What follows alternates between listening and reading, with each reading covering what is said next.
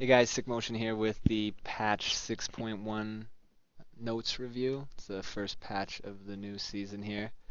I'll just scroll down, try to rifle through it real quickly here. The new champ select is it's not out in ranked yet as me doing this, but it will be out in ranked really soon. It's out in normals on NA. It's being tested in NA right now. The ranked reset itself has not happened. It'll be happening, I think, six or 7 days from now. So they want to test out this system first. There's a bit about it right here if you want to go in and read about it or try it out for yourselves.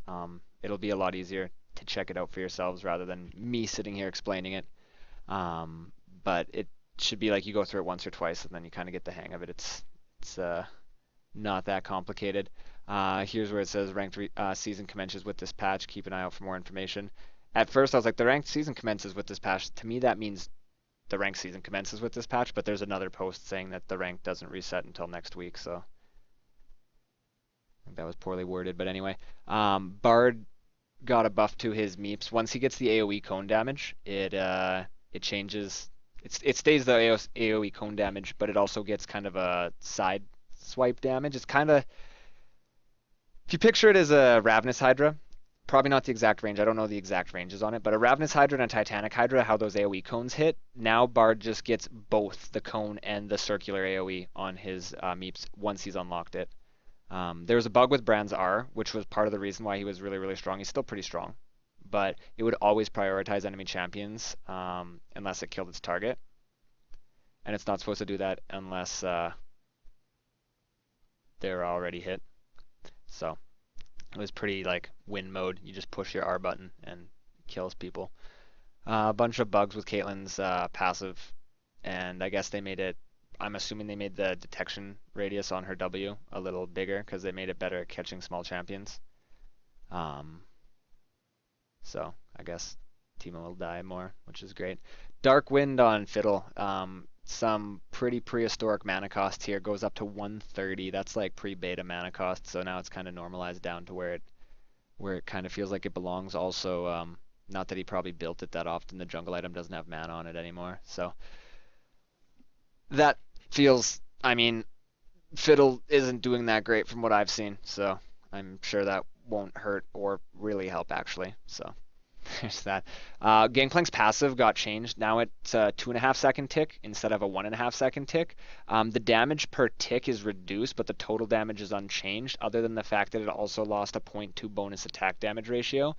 The thing about this is you won't be able. It's a little more manageable. You don't kind of just like die instantly from a huge burst of true damage. It's supposed to be over time, but it happens in just over a second, so it kind of hits you all at once. There's more ticks to react to, as well as if you're fighting a Gangplank. What I would do on Gangplank is if I had my passive up already and I was standing on a barrel, I would try and auto them and then break the barrel and then auto them again, and then it would hit my passive, refresh my passive, then hit my passive on them again. You're not going to be able to do that as efficiently anymore because you're probably just going to be overlapping your first passive since it's going to last for an extra second longer now. Um, so bit of a nerf there. Jinx, some bug fixes here, and you can no longer switch weapons while disabled. I think they just changed it so you could, and then they're like, you know what? No. So some changes to Callista here. Her rend is going to cost 30 mana less, so in a team fight or just like poking a champion, that's going to feel better. And the refund on a single kill is no longer there in lane. Um, you only get the refund on a multi-kill, and the refund on a multi-kill is now 30. So to get the full mana cost back, you still have to kill two. You still can get the full mana cost back, but you get nothing for only killing one. But just using it against champions will feel a little better. Kha'Zix here, speed to match Kha'Zix's basic attack animation. So I guess there was I've played Kha'Zix a little bit, but not enough, I guess, to realize the attack animation speed difference. Void Spike explosion radius is a little bigger, so woo for Kha'Zix. The leap range is unchanged in evolve, but 100 more in baby form before you evolve it.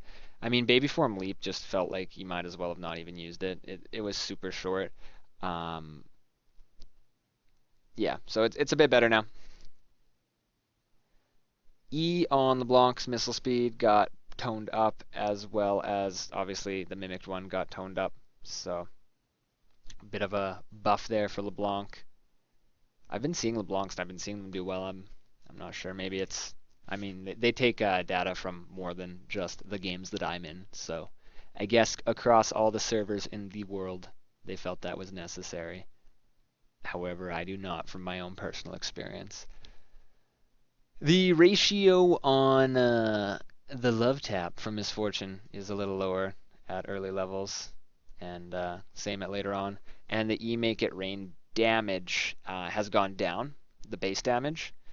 I mean, the base damage is pretty high there. I think the most oppressive part of it is it slows them by infinite amount and makes it pretty much impossible to run away with her movement speed passive plus that slow.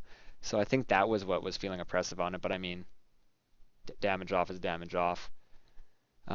Delay on shield decay for his passive is a little more generous to the Mord player. Can now be cast on allied minions.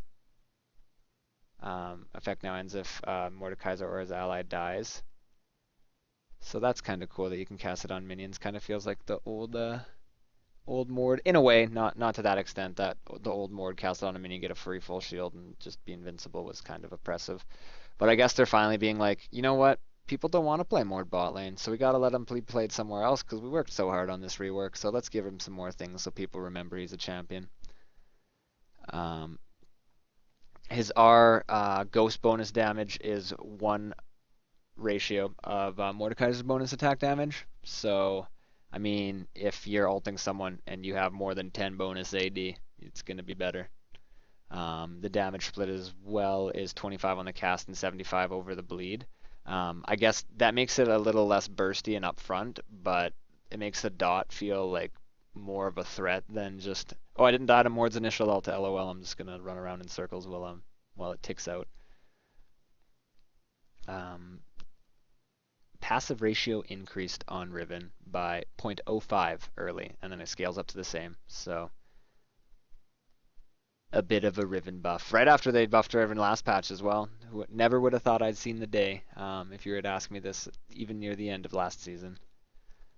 But I guess the iconic, like, Rumble and Riven, as far as top lane mains that were like really high rated, Rumble and Riven were kind of like the go-to champions as far as win rate, and you would see them in the top 5 played at least, usually top 3 played of most top lane mains in Challenger last season over the course of the season, and now you never really see them that often at all unless it's just like a one-trick pony of that champion. So I guess they're giving some love to that. Flame Spitter range on Rumble is increased by 50, so it's actually a 600 range. It's pretty big. And the tick rate is down.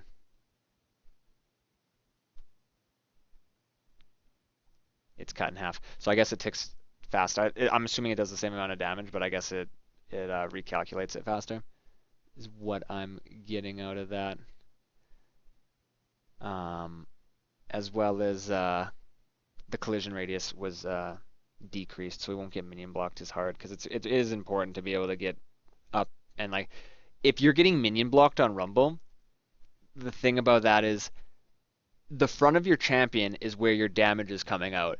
All of a sudden, if you, the Junkyard Titan gentleman, have to step around a little pint-sized minion that's going to die in about 3 seconds anyway, rather than just step on it and keep going to where you were going without a care in the world, you have to step around that. All of a sudden, you're starting to do ballerina twirls in the middle of the minion wave, and that's what your flame is doing as well, and that's what your damage is doing. So it's got to be frustrating getting minion blocked when that's your damage source, because I know it's frustrating when it isn't. So that makes sense to do that.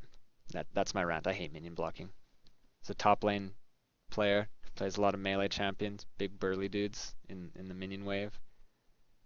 Half the battle is just trying to get to your champion that you're trying to fight. So Teemo got some buffs. You can now stealth while moving in a bush, but combat still resets the delay, and you no longer stealth twice as fast. So if you're running through a bush, you're just like running through it. You'll stealth as you're going through it. But if you were just to run into the bush and stealth, you would have stealthed twice as fast, and you could move in the bush anyway. So I'm not sure. It's kind of just like trading one for the other. Kind of, I don't know which one's going to feel better or worse. The cast range on his mushrooms has been increased early on. The biggest one being a range increase at level 1 by 100. Still staying at max, still a little bit more at level 2, but that level 1 one was quite a bit. So I've played Trundle a lot before he got nerfed here because he was really fun and kind of like my playstyle, bruisery top lane. So I was playing him a lot before he got nerfed here on the new preseason patch. And now they nerfed a bunch of things on him. He can no longer chomp towers. He can auto reset with his Q on the tower, but it won't do bonus damage. It won't expend the charge, so it won't go back on cooldown. It's sort of like if you've played Jax and you use the W to auto attack reset on the tower. Your W doesn't go off cooldown until you hit something that's not a tower with it. So you can use it there, but then it has to wait for its cooldown for you have the time to find a target to hit with, and then you have to wait for its actual cooldown that starts after you hit something with it once it expires. Uh, but it's still an auto attack reset. You can still just hit a minion with it to gain the bonus AD and beat the shit out of the tower with your W active. Still the same there. Fixed a bug where Trundle's Pillar is granting too much vision, and it also costs 75 more mana. So one of the things is you're going to be running into mana costs a little more if you're using the Pillar to try and like engage onto your champion and get a couple of hits on them. I've been building Iceborne on Trundle, so this isn't going to feel like any nerf once you get that or even one of the components of it. As well as the ult mana cost is increased by 25, and the cooldown on it, this is the big one, is 30 seconds higher at level 1, 20 seconds at level 2, and 10 seconds at level 3. Once you get some cooldown reduction at level 3, it's not going to really matter that much, but at level 1, having no cooldown reduction and 30 seconds more actually is a lot different on paper and kind of feeling it in lane. I mean, I laned Trundle, I laned against Renekton. And I didn't really have a problem. He had an ignite. It's a matchup favorite to Trundle, but with these nerfs, I was kind of wondering how it was going to go. But my ult was usually up when I needed it anyway. I was a little more conservative with it, just because it had a higher mana cost as well. But he still feels very strong to me. I thought I'd talk about that one a little bit more. It's something I've actually experienced both sides of already. Fix the bug where release would repel quickly and drop to a nearby enemy when self-casting repel. That I've seen a lot of Elises do that. I liked it when the enemies did it. I didn't like it when my teammates did it because it usually ended in Elise dying. Poppy's Q is now more usable after charging as if it wasn't already. Poppy's base damages is pretty high, are pretty high. It's pretty crazy when you end up getting like chunked for half your health by a Poppy at level 3, especially when it's a support Poppy. If Poppy casts Hammer Shock immediately after heroic charge, Hammer Shock will cast towards her target. So it's not going to just go in a random direction based on where your mouse was if you lost control of your champion while you're traveling through space and time. Thresh souls are more likely to do what you think. So there's that. Fix the bug where certain targeted abilities such as Pick of Fates twist the card. Wow, I need to go to... That was impressive. Twisted Fates pick a card would pass through the wind wall as it spawned. So I've seen that happen. It was actually pretty funny. The Yasuo didn't think so. Urgot fixed the bug where it was granting too much vision for the duration. Apparently there's been a lot of bonus vision that's now being removed. Same thing with Heimer's Bomb. So minions, if you've played League at all, like even like 1 or 2 games, you've probably noticed the minions sometimes would randomly just stop playing the game and they would just AFK, whether they were hitting a tower, whether they were killing an inhibitor, whether they were trying to win the game, they would just stop moving. And sometimes when a super minion did that, damn, was that frustrating. In lane, it would also cause awkward freezes and awkward minion pushes in either direction because some minions would just stop hitting the enemy minions, breaking a freeze or starting a freeze that should never have happened. That was annoying, but it's apparently fixed now. The bonus damage or reduction from the tower advantage in a lane will now be displayed on the minions. And there's some targeting things that they changed on minions, so they should behave more predictably. But I wish they wouldn't block you as much. So the Rune Glaive got removed, and now it's this. It's basically it went from being like jungle Lichbane to being jungle Luden's Echo. So what it does is it gives you the ability power here, and basically a Luden's charge. But if you hit a large monster with it, it gives you 250% damage and also will restore 18% of your missing mana, which is the nice part for AP junglers. Um, However, the other one used to be cast a spell and then it would hit on an auto attack because there's a Sheen proc. Now this one just procs on the spell, so a little bit of a different feel. Smite no longer triggers spell effects. I did. Oh, I did realize that. I was about to say I didn't really realize that, but spell vamp is no longer applied on Smite. Tier 2 jungle items now cost 50 gold less and give more mana regen in the jungle, a little bit more to a, not just an AP, but a caster jungle buff. Actually, all jungler buff, unless you're not using mana. Rift Herald has 10 less base damage, so maybe people will think about it. Fixed some things to make the Raptor buff a little more usable and a little more rewarding to use, where it doesn't just pop randomly, and then you can't find the ward. Some other changes there. You can kind of go and look at it. I'm trying to rifle through here, and I'm not doing very good at it. They buffed the warding trinket, the yellow one, because it wasn't that strong at later levels. It is now 90-second cooldown at level 18 rather than 120, so it's 30 seconds faster, which is going to be really helpful. I like this ward because I'm usually playing tanky dudes that I can actually face check a bush, and if there's dudes in it, not actually die. Where this is really good for, this is still really good for other things, but this is really good for squishy champions.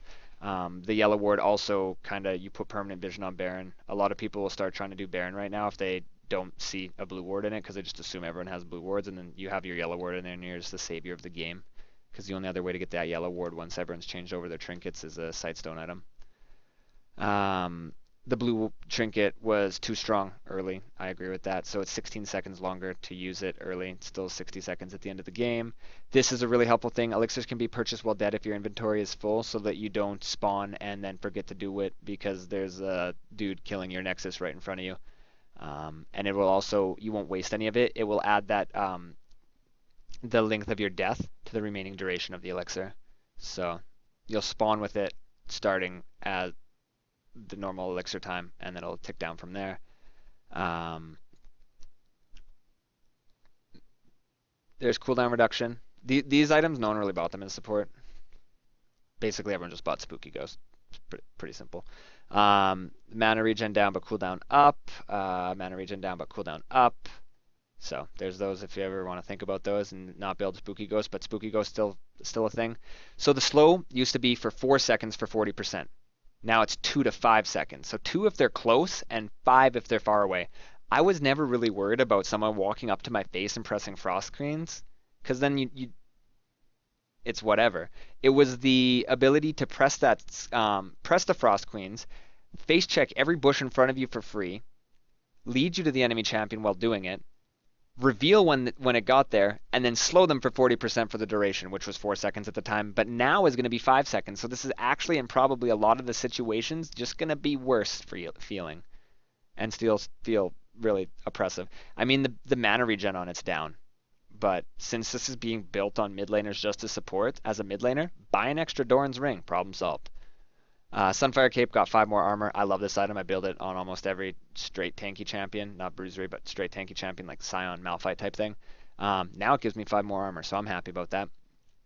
Bug fix with ranged champions on Ginsu's. Nothing really else changed there. Phantom Dancer got some usability changes. Bonus movement speed near enemies taken off by 5, but it just gives you 5 bonus movement speed to get into range of the enemy now. Still 12% overall, but I like how they kind of balanced that out between the two. Static Shiv getting more repositioned to be a minion clearing tool for champions that don't have that, because now that they changed the stacking interaction in the last patch between that and the rapid fire, everyone was just like, screw it, let's buy rapid fires.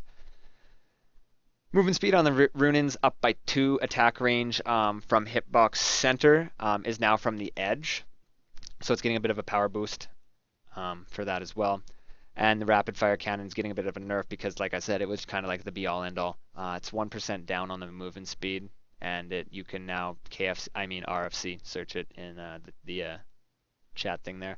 The last whisper item's getting 5% more bonus armor pen. They changed it from total armor pen to bonus armor pen, and it wasn't just feeling as effective, as well as the normal last whisper.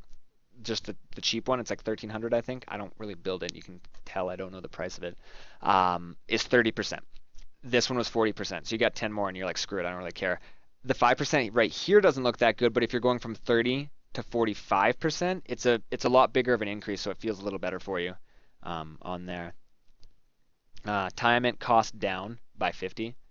Um, I totally didn't realize as I was buying time it's after the patch, and I was still waiting out till 250 to go back. So remember that, as well as the combination cost of the Hydras. Both of them have gone down by 50, as well as they're sucking up this. So both Hydras in the end cost 100 gold less. Death's Dance also got a bit of a buff here. The combined cost is 100 gold more, but that's okay. 100 gold for a 10 damage, perfectly good trade. But then you add on the fact that it gives you an extra 3% of your total physical damage dealt as lifesteal. Still applying the AoE effects and whatnot.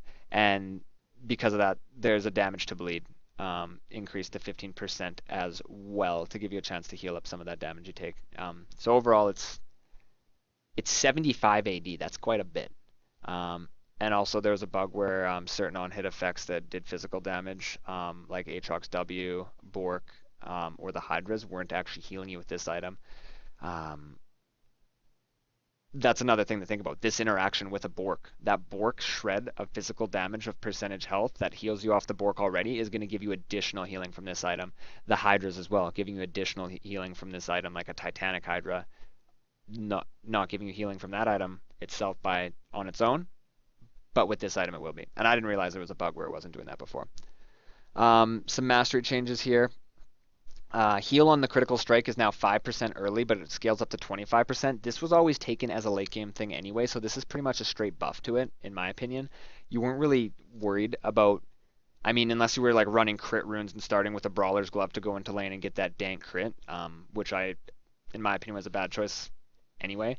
I mean, for Tryndamere and Yasuo, that might be the exceptions, just characters that are built around it. But other than that, that's a buff there. And the attack speed that it grants you is up by 10%. So buff to that. Fervor is going to be pretty insane now. It only stacks 8 times, aka you can get to max stacks faster. But they also increase the damage per stack. So you actually have more damage with less stacks. So it's more usable. Since you can't stack it on minions, you actually have to stack it in the champion fight. Getting it to 10 was kind of annoying. Getting it to 8 will be less annoying. And you'll be more rewarded for that, getting it to there. 80 damage extra at level 18 per auto here when it was 10 stacked. And here, now when it goes 8 stacked, it's a lot of damage extra. What is that? I think it's like 112. Hopefully I did my math proper. If I didn't, I'm going to be embarrassed. I think it's 112. So it's quite a big increase when you think about champions like Jax or Aurelia that are going to be attacking really quick. That'll probably be taking that. Thunderlords is still going to give you an earlier lane advantage, but for the burst, it depends on how you're going to play the lane, actually. This still might be okay early on. Deathfire got its damage ratios tweaked, 0.1 on the bonus AD and 0.05 on the bonus AP, so it's just better all around.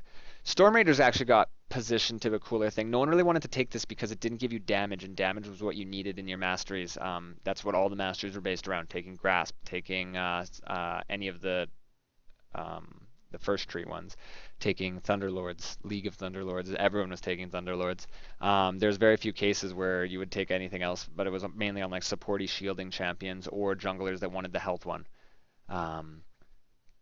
You have your damage window is increased, so you have more of a grace period to do that amount of damage. The movement speed is increased by 5%, so it's more useful. To put it in context, that's the speed of a Ghost Blade that it gives you. But you gain 75% slow resistance while it's on. So you get that speed, and they can't just slow it off of you because you're just going to keep running at them. So it's kind of like a mini yield for a short time. The armor pen on the precision that they just buffed from 3 and 0.3 is going back down to 3 and 0.3. That was part of the reasons that Thunderlords was feeling really strong on a lot of champions and getting a lot of use there, because people also got the armor pen with it. I don't think this is going to make Thunderlords never picked ever again, but it's definitely a nerf if you're an AD champion. The Strength of Ages got buffed here. It restores 100 health when a nearby siege minion or large monster dies, and it went from 100 to 6% of your max health. If you have 2,000 health, that's 120 of a heal. A lot of the champions that would be getting this are looking like 3, 4,000 health. 4,000 health, that's going to be healing you for 240. So it's really going to help in sieges and whatnot.